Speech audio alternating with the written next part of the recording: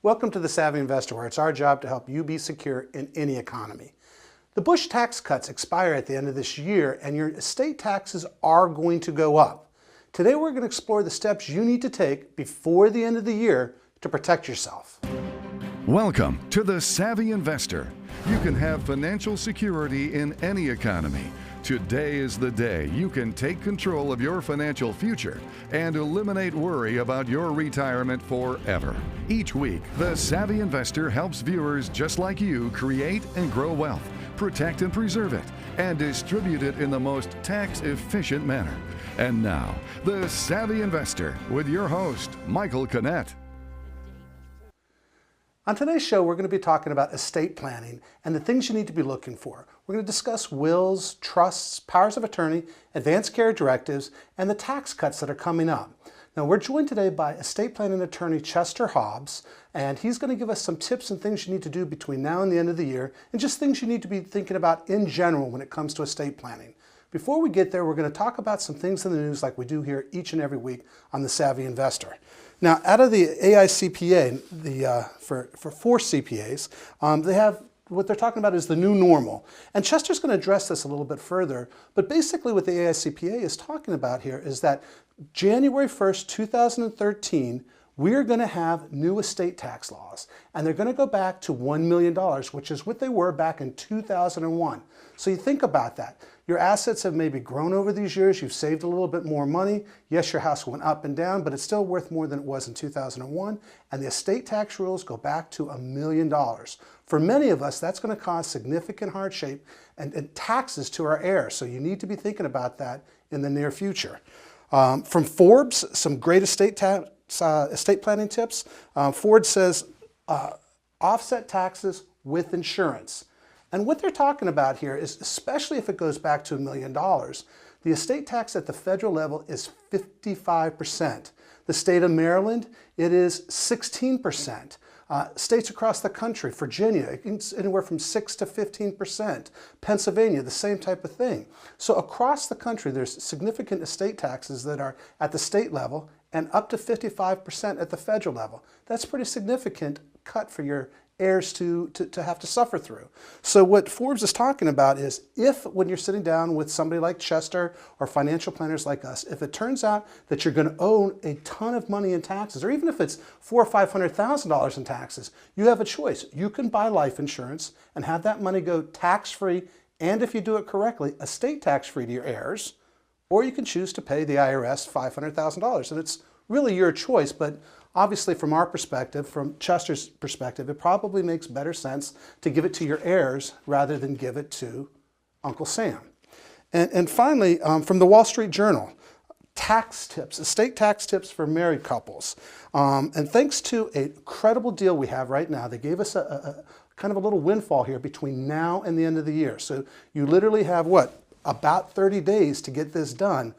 Right now, you can exempt about $5 million, just a hair over $5 million per person from estate taxes. So a married couple can save about $10.1, $10.2 million in estate tax. And think about this. In 2012, you can protect a little over $10 million from estate taxes, or you can wait till 2013 and you can protect $2 million. $1 million for you and $1 million for your spouse. And the Wall Street Journal was really hammering in on this important issue because think about that, $8 million more taxed at 55%. That's a huge $4.5 million going to the federal government for tax purposes because you failed to plan between now and the end of the year.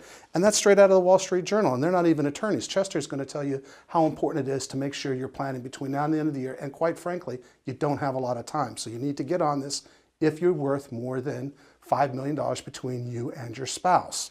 Now, we're going to take a little break here, but when we come back, we're going to talk to Chester Hobbs. We're going to sit down and ask him his thoughts, not only on the tax issues, but on things you need to think about for your wills, your powers of attorney, your trusts, and advanced care directives.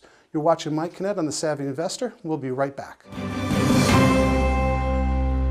Join the host of the nationally syndicated TV series The Savvy Investor and best-selling author Michael Canet for this very important life-changing workshop. Michael and his team of advisors from across the country have been helping families create and live the retirement they envisioned by carefully crafting a retirement income plan that can withstand any financial crisis. Michael will give you the tools you need to make sound investment choices and help you prepare for your golden years. At this workshop, you'll learn more than just where to invest your money. Michael will also share tax strategies that could save you and your family thousands in tax dollars. You'll learn important estate planning techniques that can help you avoid the high cost of a nursing home, as well as reduce or completely eliminate any estate tax. Now you can join him in person for these very informative workshops. They could be the answer to creating the safe and secure retirement you deserve. Call 866-597-1040 to see if you qualify to attend one of these workshops with best-selling author Michael Canet, host of The Savvy Investor. Seating is limited, so call 866-597-1040 to join us. If you're in retirement or retiring in the next 3 to 5 years, you must read Michael Canet's best-selling book, Surviving the Perfect Storm. Best-selling author and National Quill Award winner Michael Canet's Surviving the Perfect Storm is a must-read to prepare for your golden years. This amazing book can be yours absolutely free, but you must call 866-597-1040 now. Supplies are limited, so be one of the first 25 callers to receive your free limited edition autographed copy of Surviving the Perfect Storm. Call 866-597-1040 now. Welcome back to The Savvy Investor. I'm your host, Michael Canet. Today we're talking about estate planning and the things you need to think about: wills, trusts, powers of attorney, and advanced care directives. And, planning for your estate can be very intimidating and overwhelming, but ignoring it has dire consequences. Think about ignoring your investments or your health. When you do those things, unintended consequences happen. For example, remember Terry Schiavo in Florida and the mess that created? What about not having a proper plan in place and your stuff going to the state of Maryland?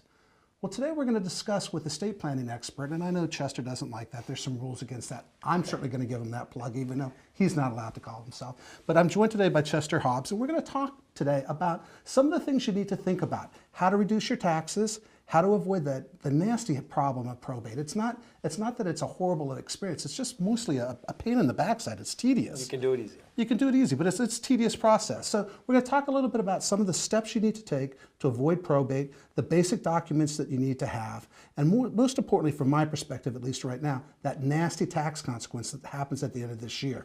Chester, welcome to The Savvy Investor. Nice to have you. Thank you. Thanks for having me. So let's talk first of all, the basic documents you need to have. There's some simple documents that everybody should have as part of their estate planning across the board. Absolutely. What do people need? Basically, a will, a financial power of attorney, appointment of a healthcare agent, medical directive, kind of the same thing, and a living will, which overlaps in some of its purposes, but people, I believe, should have both the appointment of the healthcare agent and a living will. And the living will, we're just going to kind of go back to that whole Terry Schiavo thing. The living will and the advanced care directive, that's kind of what Terry Schiavo was missing in Exactly. She was missing both of those. The person who was, the appointment of a healthcare agent would appoint the person she wanted to be a spokesperson. Really the biggest issue in Terry Schiavo was, were her parents the ones who were supposed to speak for her, or was her husband the one to speak for her? She had never designated anybody. And if she had designated that person, there would have been less fighting, less friction between those two parties who had different views of her medical diagnosis. And certainly a hospital is not going to pull the plug, so to speak, unless there's clear authority on somebody's part. Absolutely. And so if you have no spokesperson and you have two people who pretend to be or proclaim to be the spokesperson and they're saying completely opposite things, the hospital is going to back away, put their hands up and say, go to court and let the judge tell us what to do. Right. Now, the advanced care directive does some very specific things. That's more directed towards while I'm alive and need somebody to help make decisions for me? Well, that's correct. The advanced care directive, it does not necessarily mean in the end stage where you're on life support. It can be any time the medical decision needs to be made for you, but you can't express your own wishes for any number of medical reasons. So if you can't speak for yourself, the agent would speak for you, but it's certainly not, should we terminate life support? It can be, should we use course A or course B of treatment? Should we go for surgery or wait longer? Those decisions. And so it could be anything from Alzheimer's to dementia to, well, quite frankly, I'm just old and tired and I want my family to be part of the decision-making process. Absolutely. Right. Now, the live-in will is a little bit more specific. That's really terminal, it's talking end about of life. End stage. It's your statement of what you want done in an end stage. If you get to a permanently vegetative, permanently comatose, end stage condition of a terminal illness, and you can no longer speak, is what you would be saying to the world is your wishes. Because that really is what matters, is what that person wants done with their determination of their life. It's not the hospital's obligations, it's not the family's wishes, it's what does that patient want to say about the termination of their life, and that's what matters. And one of the things that we tell clients all the time with regards to the living will is that, look, in the state of Maryland especially, but most states have statutes that allow the family to make the medical decision. Even in Florida with Terry Schiavo, had the family, her husband and the parents, been on the same page, the living will would have been irrelevant because the family could have said, keep her hooked up to machines or pull the plug, as they say. But because they had opposing views, that's where the legal snag happened. And so in Maryland, the same thing. The family can make the decision, but you don't want to leave it to them because you're basically telling the kids, make the decision to pull the plug on mom and dad. And I got news for you. We all have unresolved mommy and daddy issues. So put it in writing, tell them what you want, take that stress and pressure away from them. It's only fair if you're going to ask somebody to pull the plug to tell them under what circumstances you would want that done, to leave it up to them. And I've had clients say, well, I'll just leave it up to my children. And I say, absolutely not.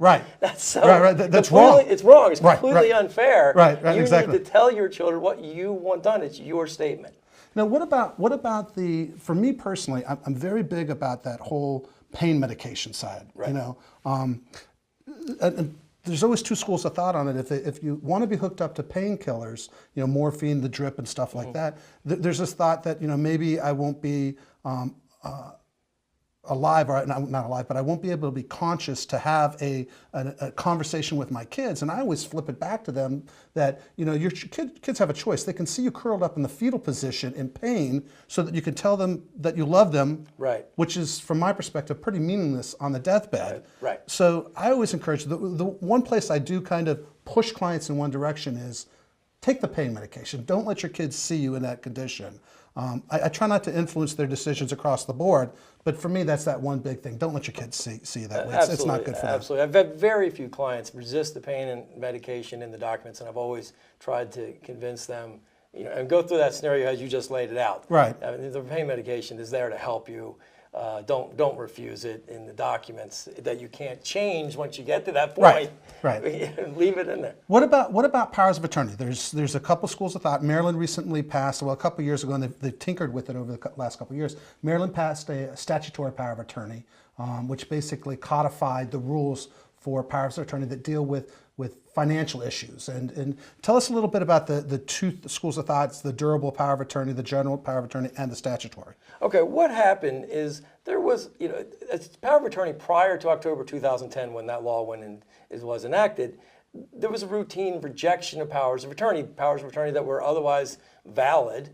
Banks or any financial institution could just routinely reject them at their wish, and there was really no downside to the bank for rejecting it. It was the safer thing to do. They had a policy, they would reject it. And the legislature said, when you reject it, that forces us then into a court system with a guardianship proceeding, and we really don't want that. We want banks to rely on these. And just to interject, the old powers of attorney before October 2010 were really, I explained it, it's all this common law, all these things that we thought would work, and we basically filled 8 or 10 pages with everything in the kitchen sink. We just fling against it, and we hope that we address every issue that anybody could have.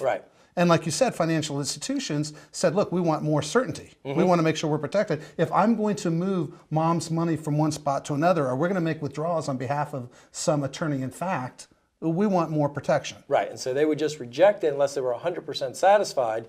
And what the legislature did is they've created a statutory power of attorney that said, if the power of attorney looks exactly like this as published in the statute, then if a bank rejects it and it's proven valid in court, the bank has to pay all the attorney's fees. Which is even better.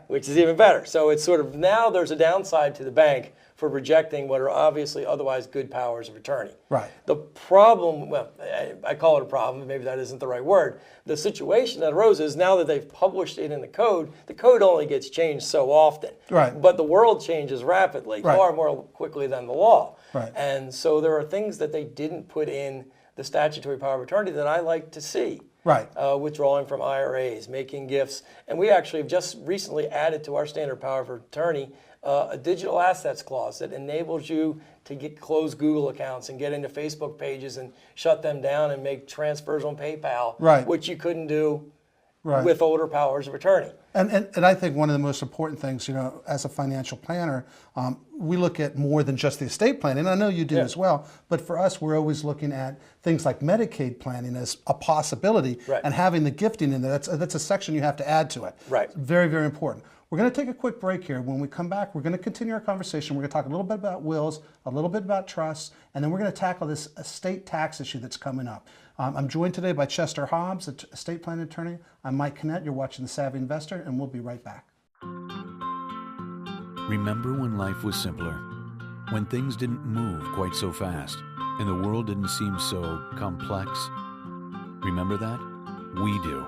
And as the world around us has continued to speed up, becoming more complicated, more and more uncertain, we have managed to keep things simple, providing sound, easy-to-understand financial advice and proven solutions for the road ahead.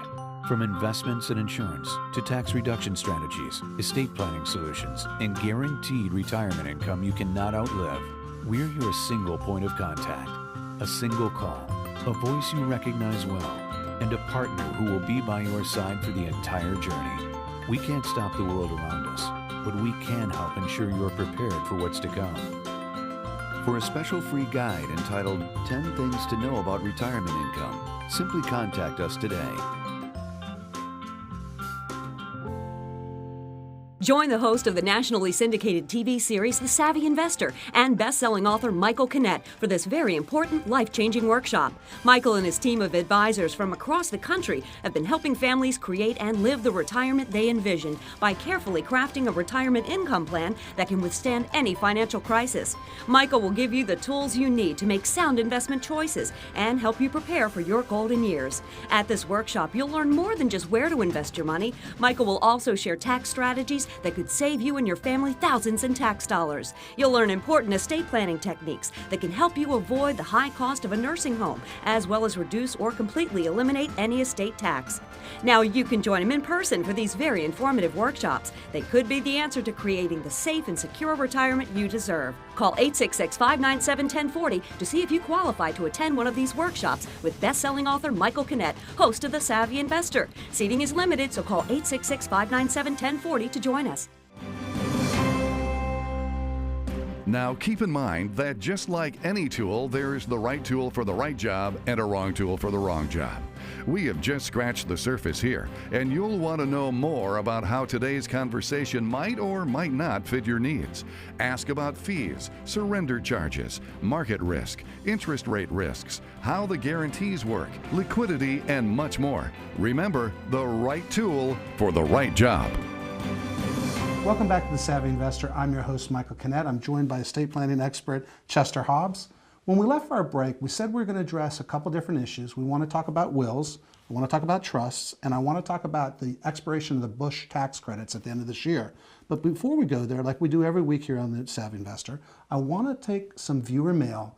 We know that retirement planning, estate tax planning in general, all these things are daunting and overwhelming. Send us your questions at thesavvyinvestor@primefs.com. We answer questions each and every week, and even if you just don't make it onto the show, we address your questions immediately back to you. So thesavvyinvestor@primefs.com. Let's take a look at some of these emails. Now, from Matt in Columbia, out of Columbia, Maryland, a bank manager told him to put his son on his joint owner so his son can access the bank accounts. And basically what he's saying is that if something happens, I assume, I mean, I get this all the time, if something happens to him, he wants one of two things to happen. Either A, he wants his son to access the money so it doesn't go through probate, or B, he wants his son to be able to get to the money to help pay expenses. Right. And from my perspective, joint ownership with anybody other than a significant other or your spouse is typically a really bad idea. I agree. So what are Matt's alternatives here? Well, Matt can prepare a power of attorney, or his father can prepare a power of attorney naming Matt the power of attorney. And even without creating an actual power of attorney document, the two could go to the bank and sign a power of attorney card over the account. That would give Matt the access to the account in the event the father could no longer transact on the account, but it creates now a fiduciary duty that Matt is not entitled to use the money for anything other than his father. And I want to talk about that because Okay. to me the big problem is if something happens to Matt, and if, in today's litigious society, now I'm an attorney and you're an attorney, we don't do that stuff. I mean, and it's really scary now. I actually see, in the old days they were called ambulance chasers. Now they actually like advertise the ambulance on television. Right. But we don't do that stuff, and I get that. But nevertheless, we know that they find, these ambulance chasers know parents put their kid's name on their stuff. Absolutely. And if Matt ggets in a car accident and injures you, and you can't work for 10 years, And I sue Matt. and you sue Matt, that $250,000 coverage that Matt has for his, even $500,000, it's not enough to pay you for 10 years of not being able to work. Right. And what a slippery attorney will do, those ambulance chasers will do, is they'll come after Matt's dad and take the money out of the account. Or at least Matt's dad will spend a lot of money protecting it. Exactly. And so it's a simpler version, the power of attorney, or going down to the bank and have him sign. Absolutely. Now, what about the whole idea of the ownership so he avoids the probate? Well, there are other things you can do to avoid probate. You could make Matt, the son, a payable on death or transfer on death account. So dad Exactly. keeps the ownership until death, Right. avoids any creditor claims from Matt, but on death it passes outside of probate directly to the son. Exactly. And it just kills me because we have clients come in and I hear them tell us all the time that that's what the bank people told them. Well, just put your name on the account. Just put your kid's name on the account. Right. I'd like to beat him with a stick. Now, and I think this is pronounced correctly, Micah in Denver, he attended a revocable living trust seminar, and the presenter suggested that a joint trust was correct. He's questioning this because his parents have their own trust. They each have an individual trust. What's the difference? Well, an individual trust is exactly as it sounds. Each of them would have a trust for the benefit of themselves, and then on the death of the first, that trust would then be for the benefit of the surviving spouse. Which is traditionally the way we've seen trust designed. Right. It really is just the mechanics. The end tax result, the end distribution is really the same. In a joint trust, you would draft one trust document with both parties as the settlor, both parties as trustee, both parties as co-beneficiaries, and then on the death of the first, that trust simply continues for the second. Right. Now, my problem with them that I don't like about the joint trust is that I think people become complacent with them. And so when the first person dies, the surviving spouse doesn't really think about the fact that there are things that need to be done at the death of the first spouse to make sure, because all the assets are still jointly held. Right. And you have to bifurcate these to take advantage of the tax things. And so Micah, from my position, a joint trust is not the answer. Pay for two single trusts. I personally think that's a better choice, and Well, and I hear exactly what you're saying. But if one spouse dies, the surviving spouse then needs to do some affirmative action with Right. the deceased spouse's trust, which is going to force it into the tax-designed pot that they created way back when in the first place. Right. Whereas if the surviving spouse can simply continue transacting business with the trust assets, they're not going to elect and place and separate the assets into the two separate funds, which create the tax effect, Right. which was the purpose of the trust in the first place. And when mom or dad dies, the simple thing is, they're so overwhelmed to begin with. Just to not do anything is a lot simpler than have to go through the steps of bifurcating everything at that point. Absolutely. Now, the other thing I see, and since we're talking about trusts, the other thing that I have problems with trusts is that not the trusts themselves, although I think they're oversold and overused, because I think you can avoid probate without using a trust if it makes sense. Because certainly the biggest aspect from my perspective, trusts avoid probate. Right. And certainly if you have property in more than one state, it's a great idea. Right. I think trusts are great for controlling assets beyond the grave when you want to minimize the angst in the family. Right. But trusts themselves, and this is where I always have a problem, people think you have to have a trust in order to protect yourself from taxes. And that just isn't the case. Absolutely not. And that is the biggest misconception I see every day, Right. is that people think by avoiding probate, they avoid taxes. And probate and taxes are not at all related. You can have probate without taxes, Right. and you can have trusts with taxes just as well as the other way around. Right. And the tax planning in a trust is the same tax planning you can do in a will. Absolutely. It's the same language. Absolutely. Now, the other thing that I'm always concerned about is that probably about 75 to 80% of the trusts that we see come into our office when we're examining the trust and we're examining the trust documents, the trusts aren't funded, Right. which is a problem. And a few years ago, I don't know, maybe 4 or 5 years ago, they kind of changed the rules for how qualified money, IRAs, 401ks, that thing, how those things can be passed through the trust, and we see trust language that doesn't accommodate that. Absolutely. You need very specific language to pass an IRA or 401k and have it continue tax deferred in a trust. If that language is not in the trust document, that's going to be immediately taxed on the death of that owner. A disaster. Absolutely. A disaster. Absolutely. Absolutely. All right. Let's talk a little bit about wills, just the whole general idea of how a will works. I mean, it's a pretty simple document, but people are very, very intimidated about it. Right. What's the basic purpose of a will? A will is to handle and manage the distribution of assets that are titled solely in a deceased person's name. So a husband and wife, my wife and I own a house together. When I die, it automatically goes to my wife. The will doesn't do anything. The will doesn't do anything. And even if the will said the house was supposed to go to someone else, it's ineffective because the will doesn't control that. So it's just like my car. When I bought my last car, I was by myself and I didn't think about putting my wife's name on it. In order to get the car to my wife, the will has to go through probate because somebody has to sign the title, and that's the will. The will gives her permission via the court to sign the back of it. Right. The probate process is basically allows the state to appoint a person who can sign the back of a title, sign a check or a checking account withdrawal, close accounts when the only name on those assets or accounts is a deceased person. Right. So folks, today we addressed some key issues, and unfortunately we're running short on time because I want to address a little bit more about the Bush tax cuts. But suffice it to say that there are some serious ramifications between now and the end of the year if you don't get in to talk to somebody like Chester or even your financial planner to talk to them about estate tax issues. This is a serious problem. Remember now, January 1st, it goes back to $1 million. Now the kind of the coffee cooler thing is maybe $3.5 million or something, but we just don't know. And better to take advantage of it today than hope for the best later, right? I mean, you should always plan for the worst and hope for the best. You have a great opportunity. We've never had this opportunity other than 2011 and 2012, where you could give away $5 million of property without incurring any gift or estate tax.